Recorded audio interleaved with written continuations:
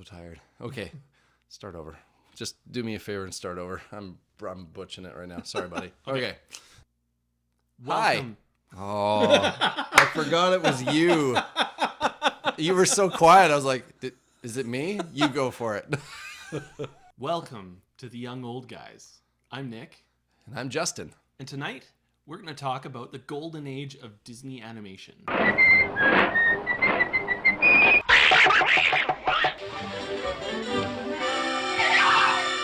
There's very little that actually rivals the antics you can get up to with a drawn image. I completely agree. Your squash and stretch of your character it's limited in some ways in 3D realm as opposed to a 2D.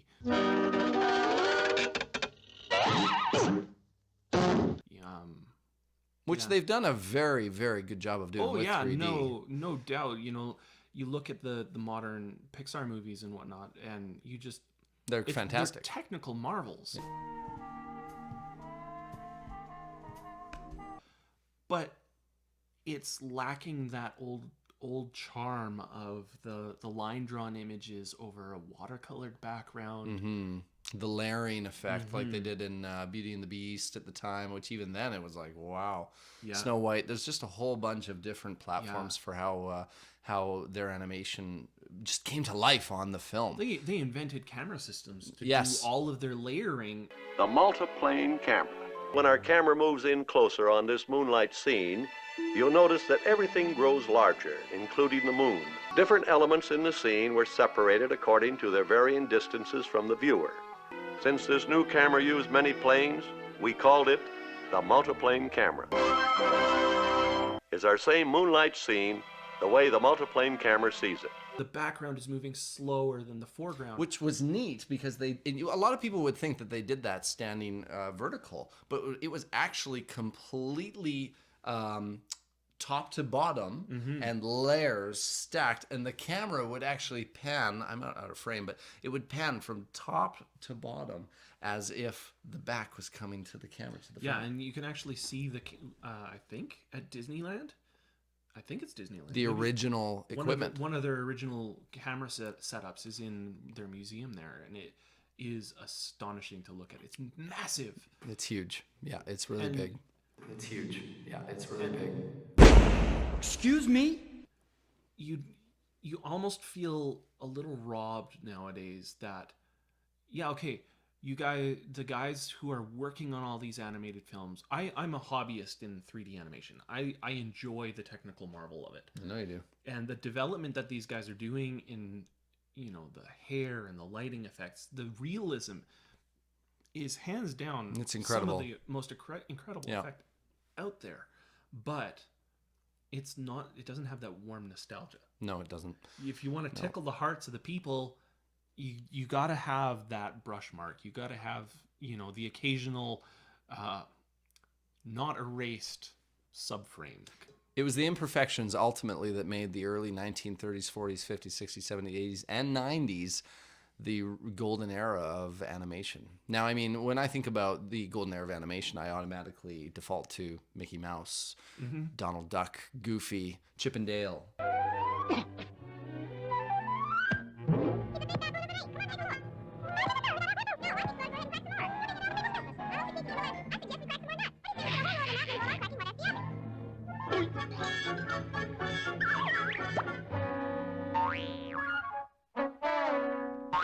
Yeah. These are characters that are not only iconic, but they have integrated themselves into our mannerisms, how we interact with each other. I do Donald Duck. You do Donald Duck? Yeah. Do you? Do it. Well, okay, now it's your turn.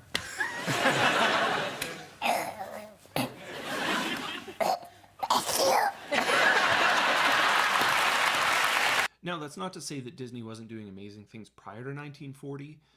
They were doing great things, but it wasn't until they started into the feature films with Snow White and then in 1940 and onwards through Pinocchio and through Robin Hood. Aladdin came in the 90s, but like all these 70s era films. Had a ton of really good hit films, and even their short films didn't really start to take off until during, you know, World War II, the late 30s, early 40s, Yes. and into the 50s. And though short and not feature length, they were impactful. I mean, it was shocking to me what like a 7-minute clip of Donald or Goofy doing in the post-war era, or at the time it was ongoing. Like, I mean, a lot of this stuff, just honestly, you have to YouTube it to believe it.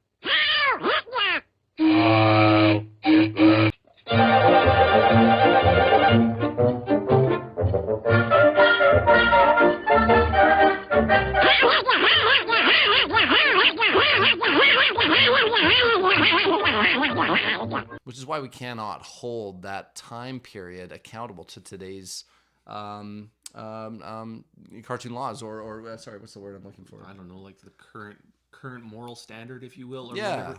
It's a period piece, and you have to understand the history of the era that it comes from. You can't censor it because you disagree with something 70 years ago. I agree completely. Yeah, that's unrealistic. It's unrealistic and unnecessary. Yeah, If let the you don't wanna past watch be the it, don't past. Don't watch it.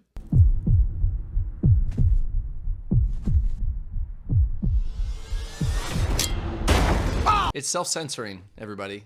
Garbage in, garbage out. If you don't want something in your mind, don't put it there. Wow. That's a lot of garbage.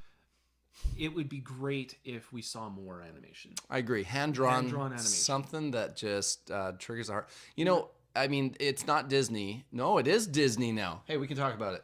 The Simpsons came out in 2000 and what was it? 2011 or 12. They came out with a movie called The Simpsons Movie. And the reason they did it in 2D was because all of their shows are in 2D. In a time when computer animation brings us worlds of unsurpassed beauty, one film dares to be ugly. The Simpsons Movie in 2D. The bunny's not breathing. The reason they did it was because they don't want to go and build it up into 3D. They don't need to. You have to realize, though, that a good portion of the Simpsons movie was actually in 3D. Now, keep in mind, the basis of which I'm talking is from a 2D versus 3D perspective, though. I understand that computers were used to create the town of Springfield and everything. It looks like it was hand-drawn, Yes. line-drawn, frame by frame. Looks like, emphasis on looks like. But it's still 3D. So Most now, of it. okay, well now we have a moral question. Do we create, new modern day animation that is going to look like it was created by a computer, or are we going to use a computer to emulate the hand-drawn golden age of animation? I think it has its place. Yes, I believe so too. But I think you're still going to have... Yeah, okay, it is labor intensive to draw 10,000 frames of a movie hand by hand. Oh, yeah. My arm has really been bothering me lately. It's becoming a club! No qualms about it. Like, drawing a flip book is a lot of work. Imagine doing that for a full high-definition movie. It's crazy, but... They did it. They do it. You can do it! They did it. They do it. It's done. You I know. It would be interesting to look at the cost analysis of what does it cost to actually produce a movie like Frozen versus what would it cost them to hand draw the same feature-length movie. Man hours. Yeah. I wonder what the cost would be. To have that nostalgia piece is huge. I mean, I watch through the old movies with my kids because they're great. You don't look at, Beauty and the Beast, or you don't look at Robin Hood and you go, man, the CGI sucked. Didn't exist. But you look at the CGI movies from the late 90s and early 2000s and you go, oh, really? Mm-hmm. And constant double takes, frustration with how the finished product looks. It's subpar. No, you didn't look back at that stuff and think that. Today we look at everything that's coming out now going, I feel like they could have done better. Well, and for me, say, Disney didn't nail the cartoon animal look, for me at least, until Tangled. Oh, 100%. With Maximus the horse.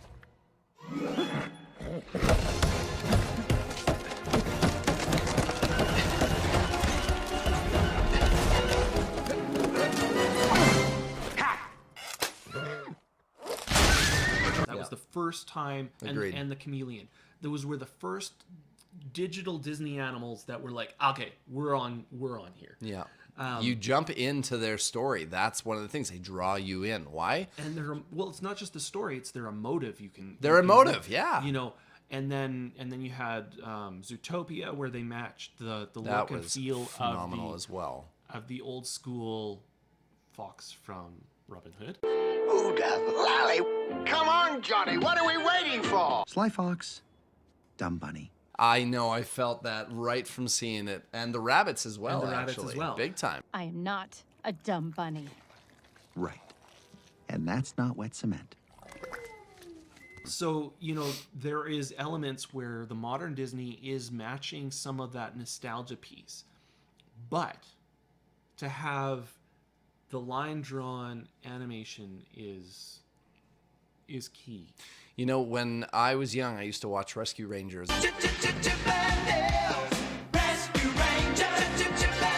I used to watch Goof Troop.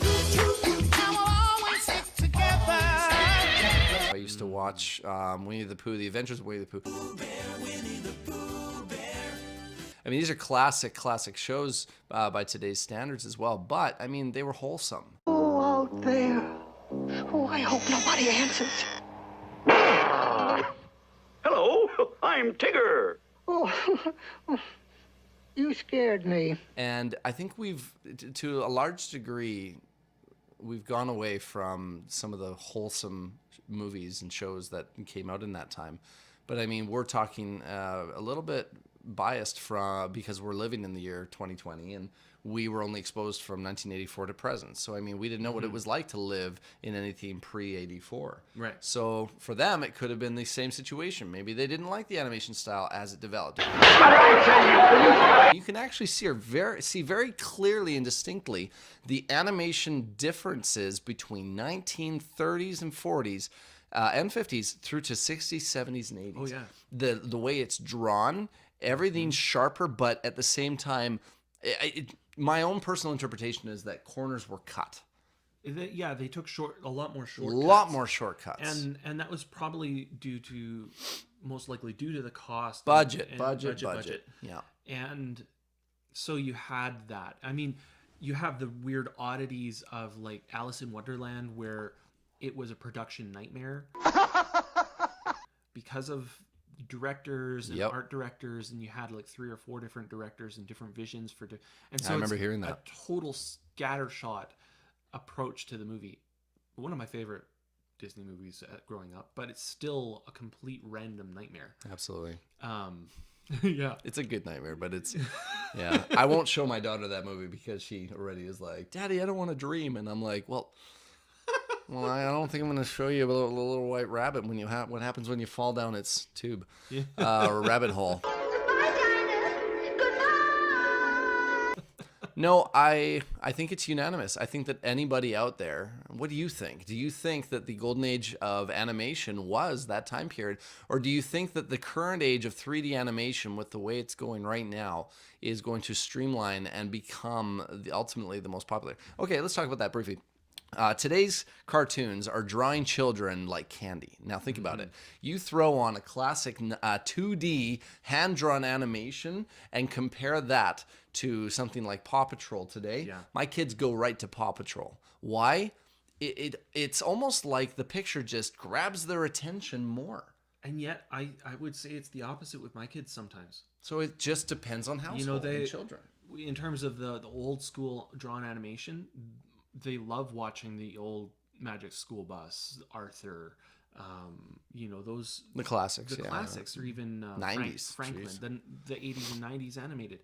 They love Paw Patrol, but they'll have the same draw in to, the same draw in to both of them. I mean, my kids, I'm very fortunate to be able to say that I've exposed them to enough early Donald Duck that they do like it and they ask for it. But I would say 9 out of 10, they will definitely migrate towards the 3D animation. But that's because that's what's on TV. Agreed. That is their era, their time period. You don't see much that is 2D animated these days on the kids' television besides like Dora the Explorer. Very good. But that's a topic for another time. For another Today we're time. talking about Disney. And Disney hasn't bought Dora yet. Please don't buy Dora, Disney. Don't buy Dora. You know,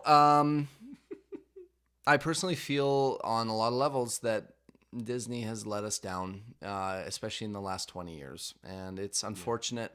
I would even venture to say 25 years, because there are so many things that they not only could have done better with more attention to detail, they could have given the fans, which is ultimately your audience, what they needed.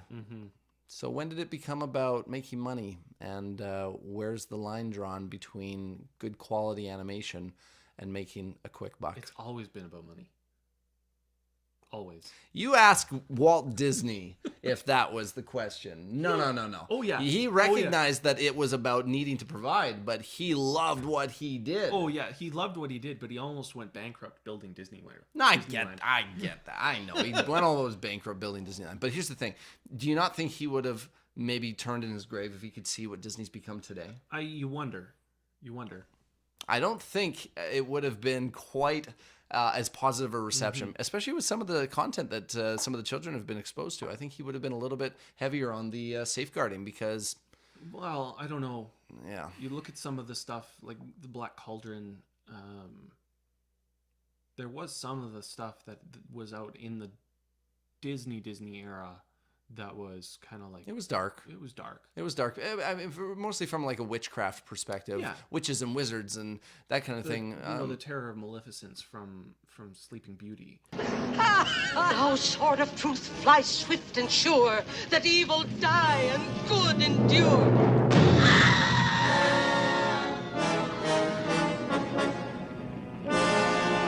Oh, she was horrifically terrifying. I did not enjoy her at all. Yeah. Okay, you know what? I think it's safe to assume that the golden era was the sweetest era of animation, and at this point, I think it's conclusive to say that today's animation just doesn't quite capture, well, at least my generation, like it did with the original 2D animation. Yeah. In the future, we're gonna do a segment about voice actors and why things have changed over the years and what could be done better. And I don't want to talk anymore. For now. Is that peace? Peace. Piece of pie?